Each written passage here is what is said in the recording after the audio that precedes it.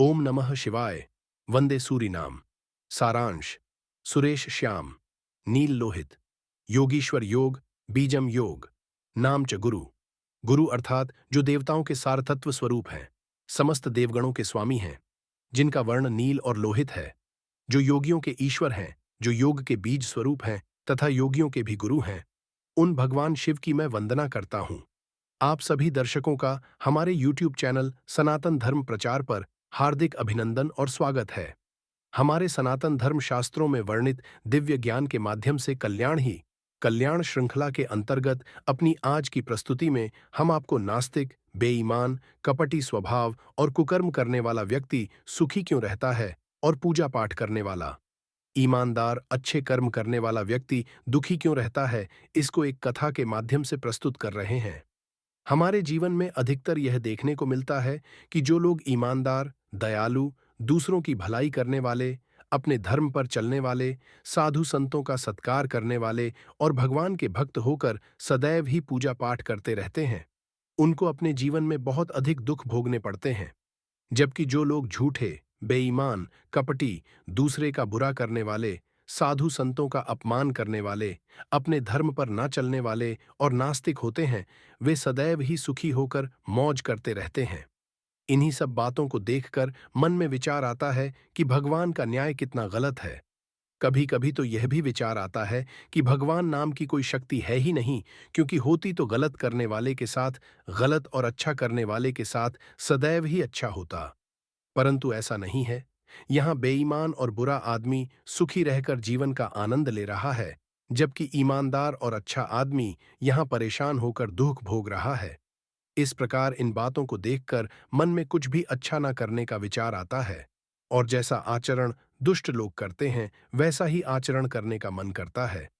क्योंकि जब गलत काम करने से सुख मिल रहा हो और अच्छे काम करने से दुख मिल रहा हो, तो कोई अच्छा काम क्यों करना चाहेगा? परंतु ऐसा नहीं है। इस संदर्भ में हम आपको एक छोटी सी कथा सुना रहे हैं। बहुत पहले की बात है। संत ज्ञानेश्वर नाम के एक बहुत बड़े संत थे। उनके धर्मानंद और परमानंद नाम के दो शिष्य थे। दोनों ही शिष्य बहुत आस्थावान थे। गुरु के प्रति उनकी सच्ची निष्ठा थी और गुरु की शिक्षा का उन पर बहुत प्रभाव पड़ रहा था। कुछ वर्षों बाद शिक्षा ग्रहण करके वे दोनों अपने अपने घरों को चले गए। धर्मानंद नामक शिष्य भगवान का अनन्य भक्त था और सदैव ही प्रभु का नाम जप करते हुए पूजा पाठ करता था और दूसरों की सहायता करने के लिए हर समय तैयार रहता था। वह अपना हर कार्य ईमानदारी से करता तथा जितना संभव हो उतना दान पुण्य भी करता रहता था।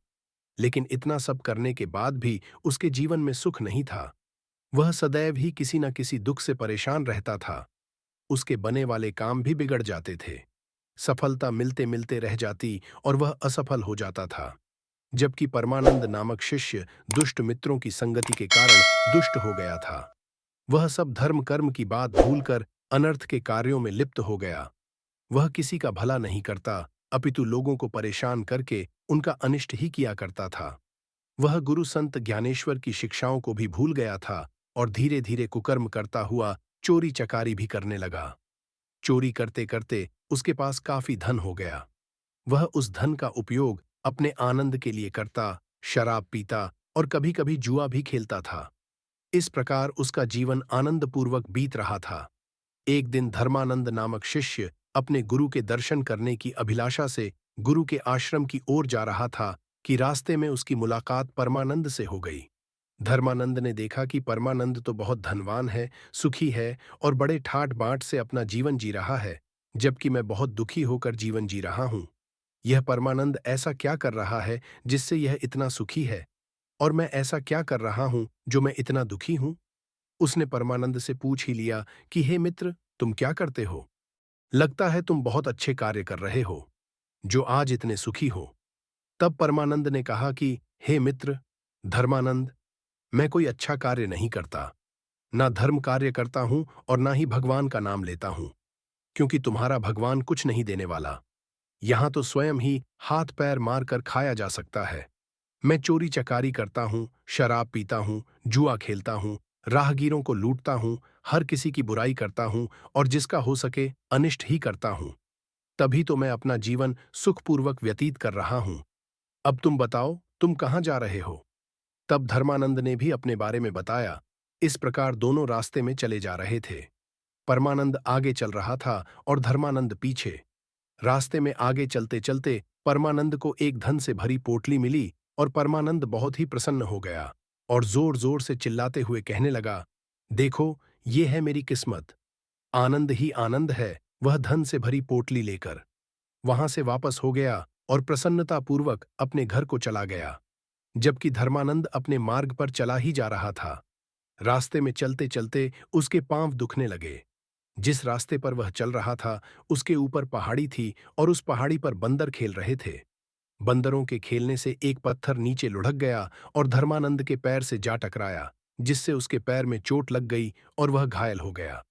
वह बहुत दुखी हुआ, लेकिन फिर भी धीरे धीरे चलता हुआ अपने गुरु संत ज्ञानेश्वर जी के पास पहुंचा और गुरु को प्रणाम करते हुए उनसे कहने लगा कि हे परम पूजनीय गुरुजी, वह परमानंद पाप के मार्ग पर चल रहा है। उसे रास्ते में धन से भरी पोटली मिली, जबकि मैं धर्म मार्ग पर चलते हुए पूजा पाठ करता हूं। फिर भी मैं पत्थर लगने से घायल हो गया। इसका कारण बताइए। तब संत ज्ञानेश्वर जी ने कहा कि हे प्रिय शिष्य धर्मानंद, तुम इस प्रकार का विचार करना छोड़ दो, क्योंकि भगवान जो करते हैं अच्छे के लिए ही करते हैं। तुम केवल भगवान पर विश्वास रखते हुए अपने सभी कार्य धर्मपूर्वक करते रहो, क्योंकि आज जो तुम्हारे साथ घटित हुआ उसे जानकर भी तुम्हारी आंखें खुल जाएंगी और तुम्हारे मन में भगवान के प्रति आस्था और गहरी हो जाएगी। वास्तव में परमानंद आज असंख्य धन संपदा का स्वामी बनने वाला था, लेकिन उसके कुकर्मों के कारण उसे केवल एक धन से भरी पोटली मिली, जिसे पाकर वह बहुत प्रसन्न हो गया और पागलों की तरह चिल्लाता हुआ तुम्हें रास्ते में ही छोड़कर अपने घर को चला गया। जबकि हे प्रिय शिष्य धर्मानंद, बहुत बड़े पत्थर के नीचे दबने से आज तुम्हारी मृत्यु होने वाली थी, परंतु एक छोटा सा पत्थर तुम्हारे पैर से टकराया और तुम केवल घायल ही हुए। तुम्हारे अच्छे कर्मों के कारण ही आज तुम्हारी मृत्यु टल गई और तुम्हें जीवन दान मिल गया। इसको भी तुम भगवान की ही कृपा जानो। परमानंद अपने पूर्व जन्म में किए गए अच्छे कार्यों की वजह से आज बुरे कर्म करते हुए भी सुख भोग रहा है। उसे और भी अधिक सुख मिलने थे, लेकिन उसके कुकर्मों की वजह से उसको मिलने वाले सुख समाप्त हो रहे हैं। जबकि हे प्रिय शिष्य धर्मानंद, तुमने पिछले जन्म में अत्यधिक पाप किए हैं, इसीलिए तुम आज अच्छे कर्म करते हुए भी दुख भोग रहे हो, परंतु तुम्हें बहुत ही अधिक कष्ट मिलने वाले थे। लेकिन तुम इस जन्म में अच्छे कर्म कर रहे हो, भगवान के प्रति आस्थावान होकर पूजा पाठ कर रहे हो, जिससे तुम्हारे कष्ट कम होकर एक दिन समाप्त भी हो जाएंगे और तुम्हारा जीवन अत्यंत ही सुखमय हो जाएगा। अपने गुरु की यह बात सुनकर धर्मानंद बहुत ही प्रसन्न हुआ और उसे समझ में आ गया कि बुरे कर्म करने वाला सुखी और अच्छे कर्म करने वाला दुखी क्यों रहता है। तो यह थी नास्तिक, बेईमान, कपटी स्वभाव और कुकर्म करने वाले व्यक्ति का सुखी होना, जबकि पूजा पाठ करने वाले, ईमानदार और अच्छे कर्म करने वाले व्यक्ति के दुखी रहने के बारे में एक छोटी सी कथा। हम आशा करते हैं कि आपको यह कथा अच्छी लगी होगी। अगर अच्छी लगी हो तो वीडियो को लाइक करें और हमारे चैनल को सब्सक्राइब करने का कष्ट करें। अगर आपने हमारा चैनल पहले से ही सब्सक्राइब कर रखा है तो इसके लिए हम हृदय की अनंत गहराइयों से आपका कोटि कोटि धन्यवाद करते हैं। अगली प्रस्तुति में हम आपके लिए एक नई कथा लेकर आएंगे। तब तक के लिए जय हिंद, जय भारत।